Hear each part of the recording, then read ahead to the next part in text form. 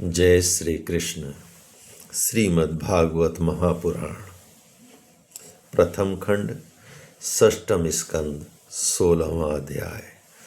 चित्रकेतु का वैराग्य तथा संकर्षण देव के दर्शन। श्री सुखदेव जी कहते हैं, परीक्षित, तदंतर देवर्षि नारद ने मृत राजकुमार के जीवात्मा को शोकाकुल स्वजनों के सामने प्रत्यक्ष बुलाकर कहा, जीवात्मन, तुम्हारा कल्याण हो। देखो, तुम्हारे माता पिता, सुहृद, संबंधी तुम्हारे वियोग से अत्यंत शोकाकुल हो रहे हैं। इसलिए तुम अपने शरीर में आ जाओ और शेष आयु अपने सगे संबंधियों के साथ ही रहकर व्यतीत करो। अपने पिता के दिए हुए भोगों को भोगो और राज सिंहासन पर बैठो। जीवात्मा ने कहा, देवर्षि जी, मैं अपने कर्मों के अनुसार देवता, मनुष्य, पशु पक्षी आदि योनियों में न जाने कितने जन्मों से भटक रहा हूँ।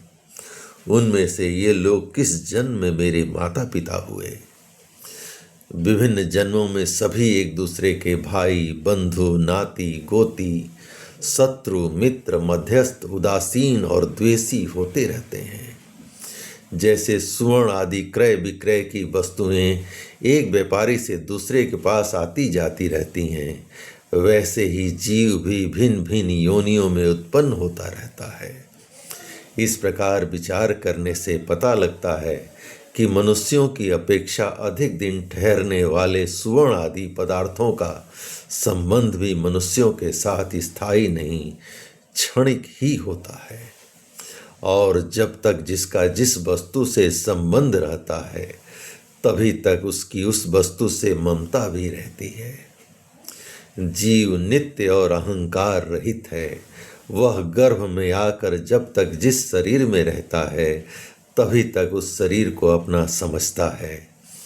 यह जीव नित्य, अविनाशी, सूक्ष्म, जन्मादि रहित, सबका आश्रय और स्वयं प्रकाश है।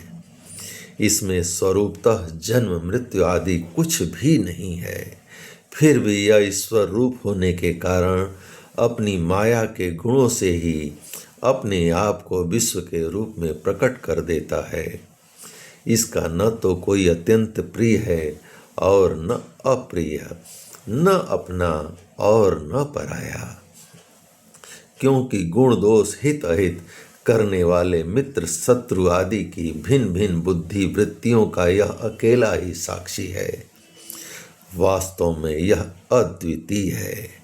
यह आत्मा कार्य कारण का साक्षी और स्वतंत्र है। इसलिए यह शरीर आदि के गुण दोष अथवा कर्म फल को ग्रहण नहीं करता तथा सदा उदासीन भाव से स्थित रहता है। श्री सुखदेव जी कहते हैं, वह जीवात्म इस प्रकार कहकर चला गया। उसके सगे संबंधी उसकी बात सुनकर अत्यंत विस्मित हुए। उनका स्नेह बंधन कट गया और उसके मरने का शोक भी जाता रहा।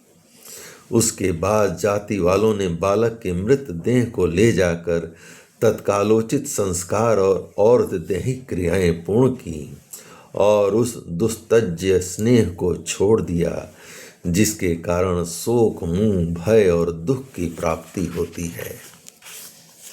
परीक्षित, जिन रानियों ने बच्चे को विष दिया था, वे बाल हत्या के कारण श्रीहीन हो गई थीं और लज्जा के मारे आंख तक नहीं उठा पा रही थीं। उन्होंने अंगिरा ऋषि के उपदेश को याद करके मात्सर्यहीन हो यमुना जी के तट पर ब्राह्मणों के आदेशानुसार बाल हत्या का प्रायश्चित किया। परीक्षित, इस प्रकार अंगिरा और नारद जी के उपदेश से विवेक बुद्धि जागृत हो जाने के कारण राजा चित्रकेतु घर गृहस्थी के अंधेरे कुएं से उसी प्रकार बाहर निकल पड़े जैसे कोई हाथी तालाब के कीचड़ से निकल आए। उन्होंने यमुना जी में विधि पूर्वक स्नान करके तर्पण आदि धार्मिक क्रियाएं की।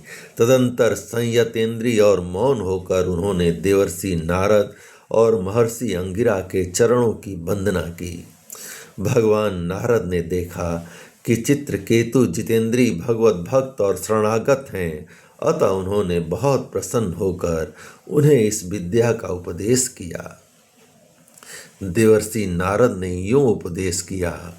ओम अहंकार स्वरूप भगवान, आप वासुदेव, प्रद्युम्न, अनिरुद्ध और संकर्षण के रूप में क्रमशः चित्त, बुद्धि, मन और अहंकार के अधिष्ठाता हैं।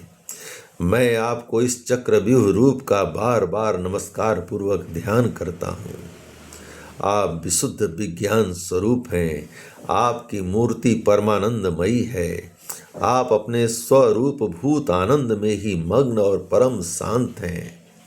द्वैत दृष्टि आपको छू तक नहीं सकती। मैं आपको नमस्कार करता हूँ।